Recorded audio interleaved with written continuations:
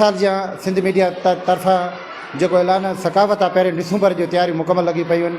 मज़हबी भाईचारो असांजी सकाफ़त हेठि सिंध दरिया असांजी मैसियत हेठि सिंध टीवी स्लोगन जो ॾिनो वियो आहे उन तैयारी मुकमल लगी पई आहिनि। अचो त उस्तादनि ऐं शाइरनि अदीबनि सां ॻाल्हि ॿोल कयूं त उहो पहिरीं डिसंबर कीअं था। साल जीअं हिन साल बि असां पंहिंजनि बचड़नि खे शागिर्दनि खे ऐं पहाड़ी ओड़नि जा जेके नंढा वॾा ॿार आहिनि ऐं उन्हनि खे सिंधी सकाफ़त जो ॾिणु सुठे नमूने सां मल्हाइण जी कोशिशि कंदासीं ऐं पंहिंजी सिंध जी जेकी सकाफ़त आहे उनखे उजागर करण जी भरपूर कोशिशि कंदासीं। सिंध जी सकाफ़त तमामु पुराणी, घणी खां घणी पुराणी ऐं उन सां गॾोगॾु असांजी सकाफ़त मज़हबी भाईचारे जो पिणु सबक़ु ॾिनो आहे।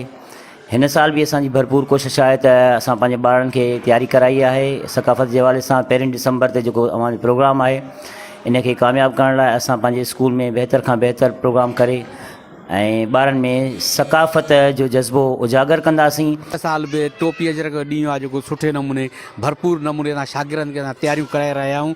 इनशाला सिंधी हुजण जो सबूत ॾींदासीं, सुठे नमूने असां इहो ॾींहुं मल्हाईंदासीं। पहिरीं डिसंबर इनशाला भरपूर नमूने सां असां तयारियूं कराए रहिया आहियूं। सिंधी सकाफ़त जो ॾियारो मल्हाईंदासीं ऐं इनखे सुठे नमूने मल्हाईंदासीं।